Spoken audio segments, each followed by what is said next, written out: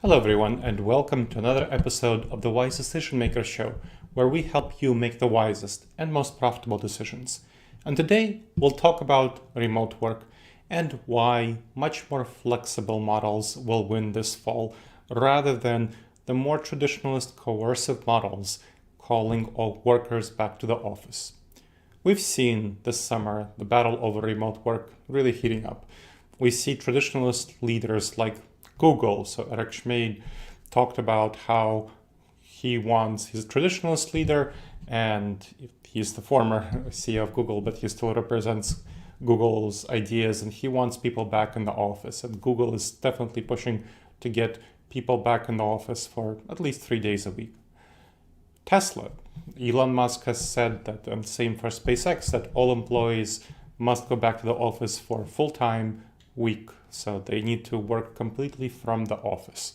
So they're opposing remote work. They're trying to coerce their workers who worked well, fine, very productively remotely to get back in the office. And we know that remote workers are actually more productive than in-office workers on average. We have a lot of research showing exactly that. So this demand is leading to employees resisting this coercion. They're resisting it in a number of ways. A number are simply resigning, including in Apple. So Apple is another one of these companies that is trying to force its employees all back to the office 3 or more days a week. And the head of its AI division resigned, saying that it's because Apple's policy is so inflexible. And of course, many lower-ranking people are resigning for similar reasons. Even people are threatening strikes. So the Google Maps division, they threatened a strike unless Google delayed their return to office, and they got a 90-day delay. Signing lots of petitions, so they're doing public activism, which is unusual for people at Google, Apple to be public about it. So criticizing management publicly, not only signing petitions, but publicly expressing criticism, and of course, leaving for more flexible rivals. Rivals like Amazon or Facebook or many other companies like Applied Materials that are offering much more flexibility to their workers. And these are folks who are desirable: software programmers, other folks, specialists, data scientists. Anyone who can work remotely, whose work can be done remotely, has a lot of desirability and can find a job elsewhere. Now, we need to understand what's happening and why I say that remote work will win this fall. That's because we have new COVID variants that will really cause more of a shift to remote work than we have right now. We have government, Anthony Fauci and others are warning that new COVID variants this fall could cause as many as 100 million infections. Maybe more, maybe less. The most dangerous one is BA5, and you've probably heard about it. And there are newer ones coming out that we don't know enough about yet that might prove pretty dangerous. So there's a version of BA2 that looks like it's pretty dangerous. It has potentially even more vaccine escape than BA5. But so far, not enough research has been done on that. So let's talk about BA5. What we know is that it has become the dominant variant in the US and elsewhere in Europe, most European countries. It's more resistant to immunity, whether from vaccines, whether from prior infections. It's also more transmissible, so it's easier to transmit. Not only are we less protected, whether from vaccines or prior infections, but it's more transmissible. And it seems from initial studies that it causes a more severe illness. So that sucks. That's very unfortunate. And that combines with the fact that in the US, due to bickering between the parties, government funding for COVID, addressing problems for vaccine development, for pills like Paxlovid, so treatment of COVID, has been dramatically cut. We spent over many trillions of dollars, spent several $1 trillion on addressing COVID, and now we can't spend in the tens of billions to prevent COVID from hurting us further. It's unimaginable. It's very hard to imagine this is the situation, but it really is. So it's pretty terrible. Now, what's the implication? So this is the reality that we're facing. And this is an election year in the US. It might not get better, it might get worse. So the implication is that COVID reinfections also are an issue. So we'll have a lot of people who will get reinfected with COVID. If you got infected the first time, again, BA5 escapes your immunity. So the immunity from prior infection is much less effective against BA5, unfortunately. So vaccines also are becoming less effective over time. So both vaccines and prior infections are becoming less effective over time, causing us to be more vulnerable to getting reinfected with BA5 or getting infected in the first place if you had a vaccine. And unfortunately, the booster effort is pretty far behind. We have not updated the booster to match the new strains that are being developed. Unfortunately, supposedly we should have been able to do it within a couple of months, but Omicron came out in late fall of 2021, and we still, by the summer of 2022, have still not addressed the updating process. So the booster effort is pretty far behind in that regard, and it's also behind in terms of uptake. Relatively few people are getting booster shots. It's very unfortunate and surprising. But yes, people are not getting booster shots even though they're very much able to. So new COVID variants escape antibodies from vaccination and prior infection, and that is what we need to remember about them, that they will cause either reinfection for those who were infected with COVID before, or infection with people who had immunity due to vaccines. All right, how does this impact back to office strategy? Well, let's think about the past. In previous COVID waves, whether the Delta wave, the Alpha wave, the Omicron wave, this forced office return policy led to situations of challenge prior to the wave. So what happened? So prior to the wave, leaders like Elon Musk or the leadership of Apple, Tim Cook, and so on, of leadership at Google, they forced their employees back to the office, and that led to a lot of stress and tensions before the wave. It undermined productivity because, first of all, people are more productive remotely. Second of all, when people are unhappy, they don't work very well. It harmed engagement and morale and led to people leaving, of course, impairing retention and recruitment. So those are all problems. Now, once the wave hit, so this is what happened before the wave hit. There was the forced office return policy, and it led to a lot of stress, harmed productivity, harmed engagement, harmed morale, harmed retention and recruitment. Now, that's a lot of stress to accomplish getting workers back in the office, but guess what?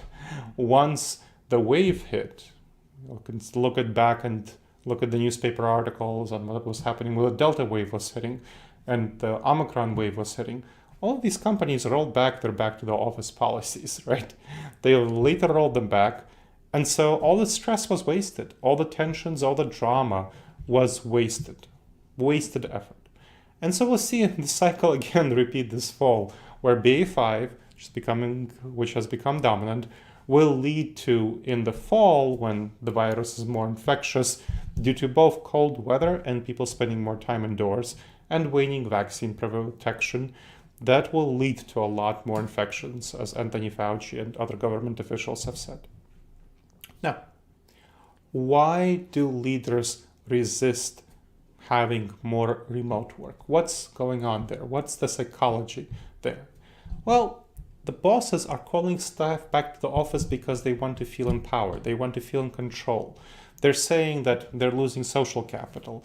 They're saying, Elon Musk said that remote workers are only pretending to work. Google said it wants social capital. Apple wants innovation. But really, if you've seen previous episodes, if you listen to previous episodes of the Wise Decision Maker Show, you'll have seen that social capital, productivity, and innovation can be very well activated, boosted, maximized in fully remote settings, if needed, because there are techniques to do so. And these companies are refusing to use best practices for optimizing remote work. And they're saying they're trying to call employees in for productivity, social capital, innovation, but that's not true. Because if they really wanted innovation, if they really wanted productivity, if they really wanted social capital, they would be using best practices to get workers in there, whether asynchronous brainstorming for innovation, whether virtual co-working for productivity and collaboration and social capital, virtual water coolers for social capital, the evaluations, the excellence from anywhere strategy for productivity, lots of strategies to do so. And they're not. And they're covering up their true concerns, which is about their identity. And you have to feel for them. They feel strong, they feel powerful, they feel successful by being in the office. Now, Elon Musk, when he was talking about why he wants people back in the office, he says, well, I spent time back in the office and I was visible. It's very important to be visible. So this visibility element. And there was a recent op-ed in Fortune magazine, which talked about how a leader, actually the executive editor of Fortune, really wants everyone back in the office and wants to go back to the office herself because she feels she lost her identity as a powerful leader when she has to work from home. So they are losing their identity, and that's literally what the op-ed author, the executive editor of Fortune magazine said. And they want to feel successful. They want to get back to that state where they feel successful. And that's with in-office work. And this is, of course, selfish when we think about it. It's very self-oriented. It's not oriented toward the company. It's not oriented toward others' perspectives. And the executive editor of Fortune admitted this. She said, literally, this is from the op-ed. She said that, yes, this is selfish, this is self-centered. Still, this is what I want. And this selfish disposition is resulting from a cognitive bias, a mental blind spot called the egocentric bias. So it prioritizes your own perspective, your own needs, your own priorities over everyone else, over all others, and very importantly and problematically for leaders, over the company's bottom line. Because obviously you're going to harm retention, you're going to harm recruitment, engagement, morale, productivity, cause lots of stress, harm well-being by forcing employees back to the office. And especially in a time when it's really useless, because you'll need to roll this all back in the fall. A much better approach to the future of work is a team-led model. Not this top-down approach where you tell everyone what to do, but a team-led model where you push down, decentralize authority and decision-making to the leaders of rank-and-file teams. They should decide, along with their team members, consulting with their team members, what work arrangements serve best for their team members, and arrange for those work arrangements. So different models will be good for different business models. Different models of work will address different requirements for different businesses. There's a hybrid first model, and there's a home-centric model. So let's go through these two examples. Hybrid first model, with it, again, all team-led. It's best for teams that heavily depend on collaboration, where collaboration is quite important. So staff will work home on their individual tasks. We know from extensive research that people are overall more productive on their individual tasks at home, and especially on all of their tasks at home, and especially more productive on individual tasks. And again, this is an average. If you have screaming kids in your home, or if you're a young person who has roommates, you might not be more productive from home. But this is on average. People are much more productive from home on their individual tasks. But they will also come to the office once a week. Once a week is a default. Some people like to do twice a week, but once a week I find is quite enough when I work with my clients to socialize with each other and collaborate. And of course, if you need to collaborate more intensely, you might want to come in twice a week, even 3 times a week, depending on the kind of collaboration you do. Most people get by and are happy and satisfied, fulfilled, so well connected to other team members, collaborate well once a week. Because collaboration, of course, and socialization are better in the office, so we understand that. Now, some people, you have various studies showing that collaboration can be more productive at home, and it depends on the people, the kind of collaboration you do. So the more intense collaboration you do, the better it is to be in the office. I'll give you examples among my clients. One is Applied Materials, a Fortune 200 high-tech manufacturer in the semiconductor manufacturing industry. manufactures equipment for semiconductor manufacturers, and it has 29,000 staff, 400 global leaders, and they adopted this modality and they find it fits their needs very well. So this is a Fortune 200 company. This is a huge company, 29,000 people. Now, on a smaller scale would be the Information Sciences Institute. It has 400 staff. It's a data science and AI research institute. So with teams led by research directors who then manage their team members. And they were originally going to go to a 3-day-a-week model like Apple and Google. And after engaging with my content, they learned that that's going to be much better to have a team-led model. And they find that their flexibility works much better for their needs, for attention, engagement, productivity, and so on. And the same thing for applied materials. They find that they had a really positive impact from, I was just talking to the Chief Human Resource Officer, Susan Winchester, who was telling me that there had a big positive impact from my research and from my expertise presenting these methodologies, which I mentioned before. Things like asynchronous, remote brainstorming, virtual co-working, and so on. Now, another one is a home-centric model. So that's where people work, of course, primarily at home, like it sounds, primarily home work. That's for teams that want to come to the office only for important meetings, maybe training or so. It's a better fit for organizations whose work is more individualized, less team-oriented, so you have less collaboration. An example of my client is the JAP Center for Health Research. Now, when we did the survey for that client, 85% of the staff wanted to work home remotely full-time. And they did not do as much collaboration with each other as, let's say, the Information Sciences Institute staff do, where they work in groups centered around the research director. And that's an example where home-centric model works very well for them. Now, what are the benefits of these flexible work models? Why should you employ them? Well, they give employees flexibility, and this is the top priority. When there was a recent survey that showed that when employees are choosing a job, the focus, what they're really focusing on right now in the time of the Great Resignation when so many employees are leaving, flexibility. Flexibility is their number one desire. They want flexibility of where to work and flexibility of time to work. The focus where to work is incredibly important. It addresses risks related to COVID because when COVID cases rise, then the team can spend more time working remotely. Or maybe if they want to meet, they can meet outdoors. So they're not dependent on the office. And it's much more flexible. It reflects each team's needs and collaboration activities.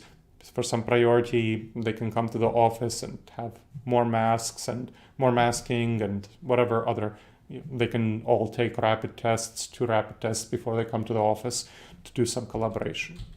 It helps companies develop leadership in the future of work. These are modalities which will determine the future of work.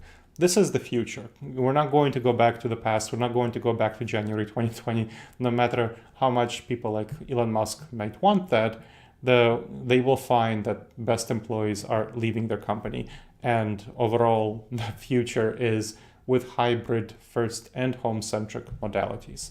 So it can maximize profits for companies overall by boosting their retention. They'll definitely very clearly retain employees more. Recruitment, obviously much more capable of recruiting employees. Collaboration, you can collaborate with people much more effectively if they're happy, if they're productive, and if you have this flexibility. So if you need to collaborate more, perhaps a hybrid first model. If you need to collaborate less, perhaps a home-centric model. Innovation, you can definitely innovate very effectively using remote asynchronous brainstorming and other techniques for whether it's a home-centric model or hybrid first model. And productivity, we have very clear research that productivity is quite a bit higher if you have people working remotely.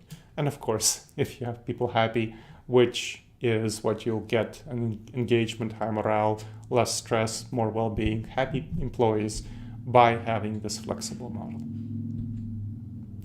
All right, everyone. I hope you've benefited from this episode of the Wise Decision Maker Show.